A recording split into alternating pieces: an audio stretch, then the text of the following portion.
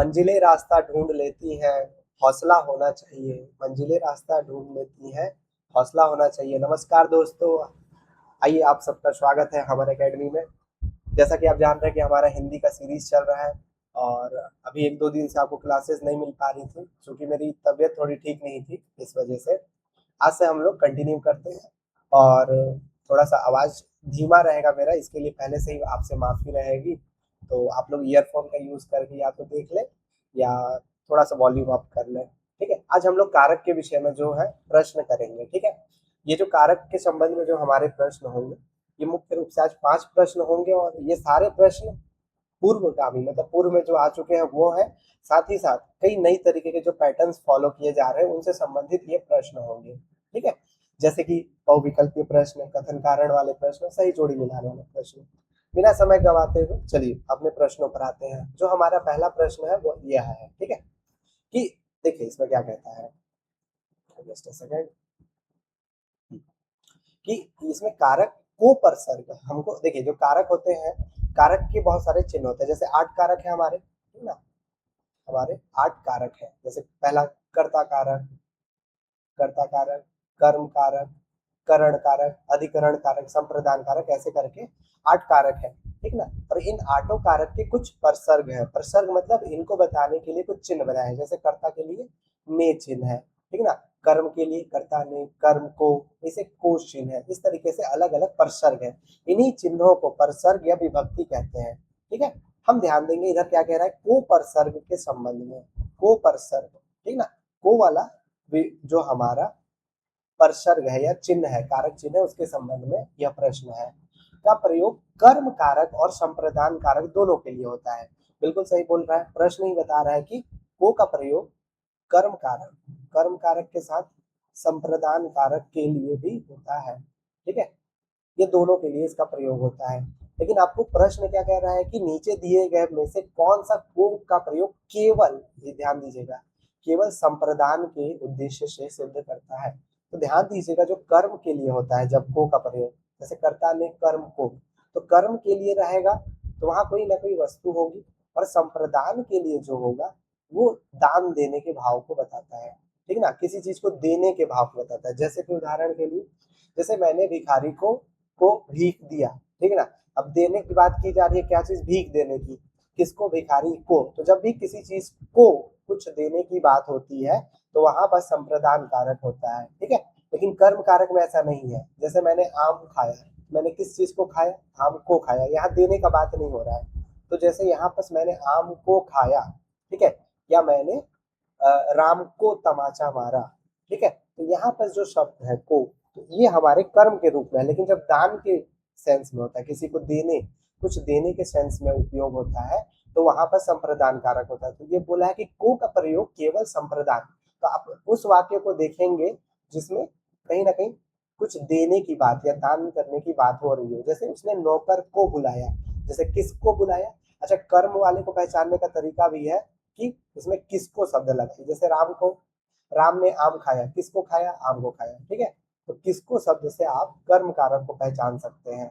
लेकिन आपको अगर संप्रदान पता करना है तो उसमें देने का भाव होना चाहिए। जैसे अध्यापक ने छात्र को पुस्तक दी, देखिए यहाँ पर को तो है ही, लेकिन क्या दी, पुस्तक दी, देने का भाव है।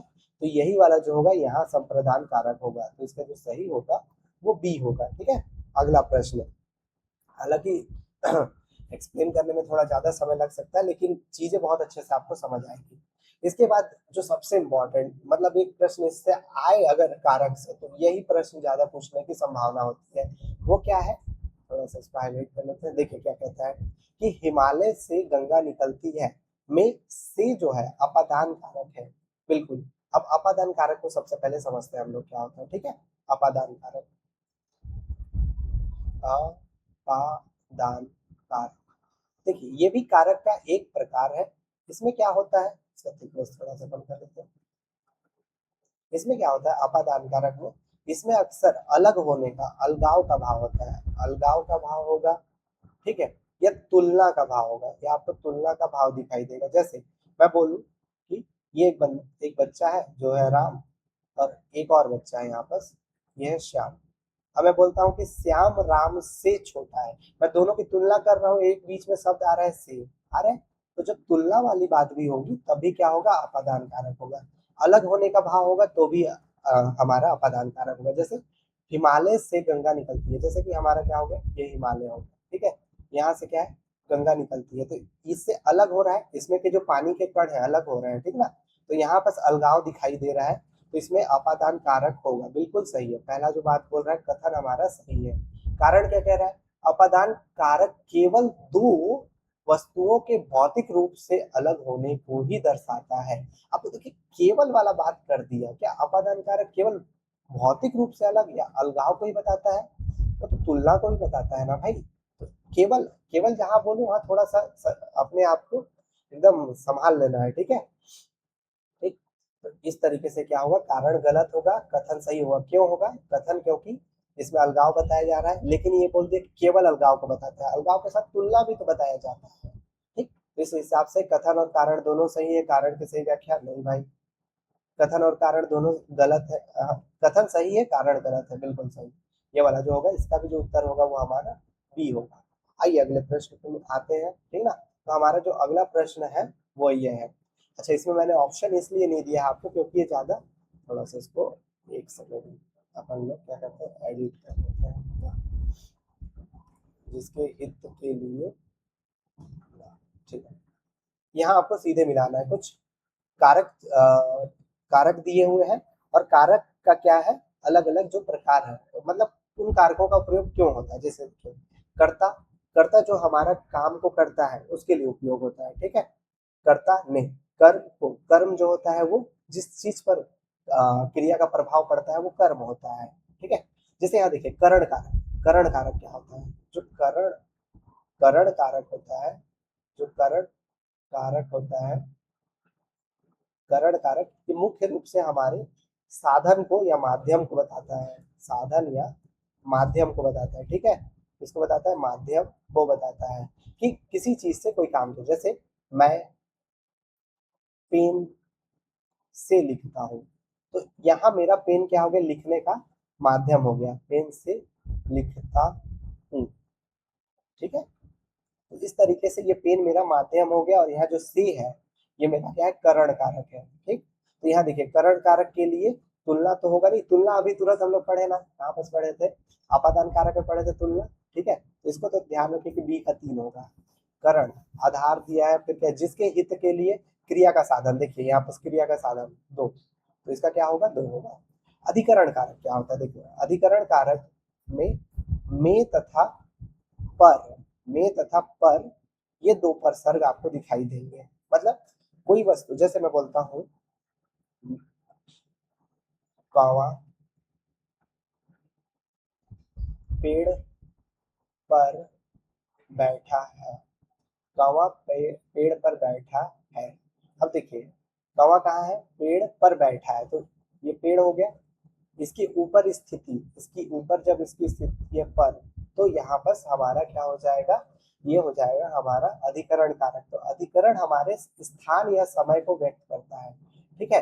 अधिकरण हमारा क्या बताता है, समय या स्थान को व्यक्त करता है, ठीक है। तो आधार हो जाएगा, तो इसका क्या हो जाएगा, पहला, ठीक। और संप्रदान कारक, ठीक ना, के लिए मतलब हित को बताता है, किसके लिए काम किया जा रहा है, तो ये इसका चौथा हो जाएगा। तो इसका सही उत्तर होगा 2 2 3 1 4, 2 3 1 4, 2 3 1 4। यहाँ विकल्प मैंने इसलिए नहीं दिया क्योंकि आप लोग हो सकता था विकल्प से जान लें, यहाँ समझाना ज्यादा मेरा बताने का मकसद था, ठीक है। अगले प्रश्न पे आते हैं। अगला प्रश्न सबसे ज्यादा इंपॉर्टेंट, मतलब ऐसे प्रश्न बहुत ज्यादा पूछे जा रहे हैं इस बार, ठीक है। ऐसे प्रश्न पूछने की संभावना इतनी ज्यादा हो जा रही है, जस्ट अ सेकंड ना।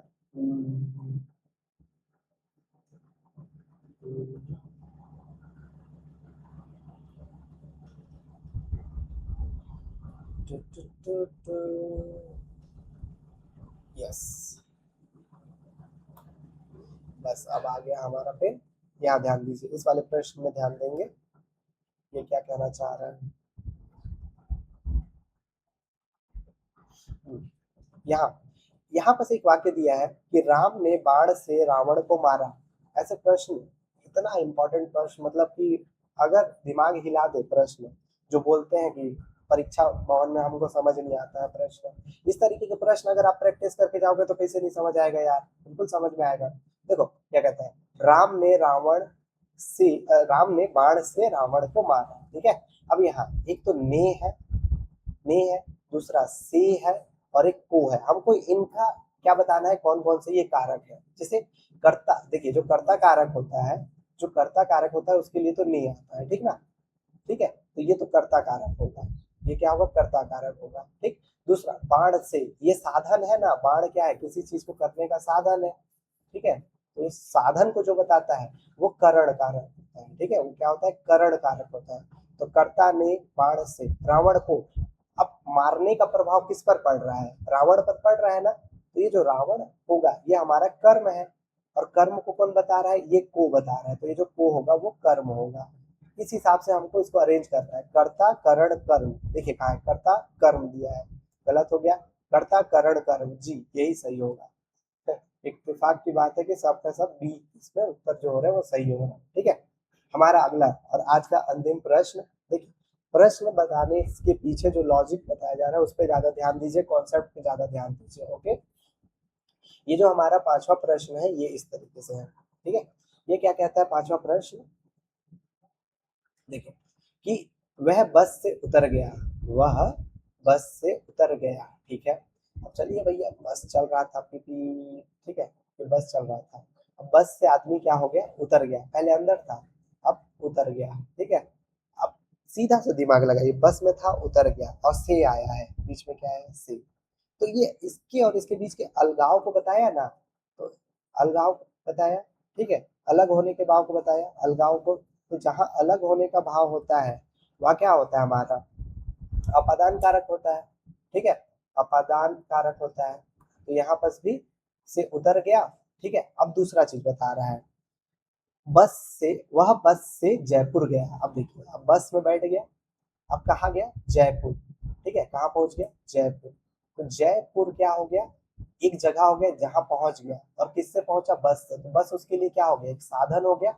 तो जब साधन के रूप में उपयोग होगा, ठीक है, जब साधन के रूप में उपयोग होगा, बस जब साधन के रूप में उपयोग होगा तो वो वहां पर से शब्द जो रहेगा वो करण कारण हो जाएगा, ठीक है। अब जब अलग होगा तो वो हो जाएगा हमारा, ठीक ना, क्या हो जाएगा, अपादान कारक हो जाएगा। आगे देखिए क्या बोलता है, दोनों में प्रयुक्त हुआ है। अब कहना क्या चाहता है भाई, ये कहता है कि दोनों में से विभक्ति का प्रयोग हुआ है, बिल्कुल सही हुआ है, ठीक है। अब देखते हैं क्या कहता है, हाँ हाँ हाँ, कथन गलत है, कारण सही है। अच्छा, यहाँ देखेंगे तो क्या बोला है, वह बस से गया, पहला वाला क्या है, अपादान कारक है, और वह बस से जयपुर गया, ठीक है, बस से उतर गया तो ये अपादान क्योंकि अलग हो गया, जयपुर गया क्योंकि करण कारक है, ठीक है, कौन सा कारक है, करण कारक है, प्रयुक्त है। लेकिन ये बोलता है जो कथन है कि दोनों में करण कारक है क्या दोनों में कथन कारक नहीं है ना, तो ये क्या होगा, गलत होगा। और कारण तो सही है कि दोनों में से विभक्ति है, यहाँ भी से है, यहाँ भी से है, तो ये सही होगा, ठीक है। इसका मतलब क्या हुआ कि हमारा कथन गलत है और कारण सही है, कथन गलत है, कारण सही है, बिल्कुल सही, पहला वाला ही हमारा ऑप्शन ए क्या होगा, सही होगा, ठीक। इस तरीके से दिमाग हिलाने वाले प्रश्नों के लिए हम हमारे साथ जुड़े रहिए, और उम्मीद करते हैं क्लास अच्छी लग रही होगी। हालांकि अभी हमारे पास इंफ्रास्ट्रक्चर बहुत कम है, ठीक, अभी हम खड़े ही हो रहे हैं एक तरीके से, तो अपना सपोर्ट और प्यार बनाए रखिए। मिलते हैं अगली कक्षा में, ठीक है। इसी तरीके से और भी नॉलेजेबल क्लासेस आपको मिलते रहेंगी, और अन्य टीचरों के माध्यम से भी आपको क्लासेस दी जा रही हैं, ठीक। और अनेक परीक्षाएं, जैसे जैसे परीक्षा आ रही है हम आपके सफलता के साथ ही बने रहेंगे, ठीक है। मिलते हैं अगली कक्षा में, चलिए धन्यवाद।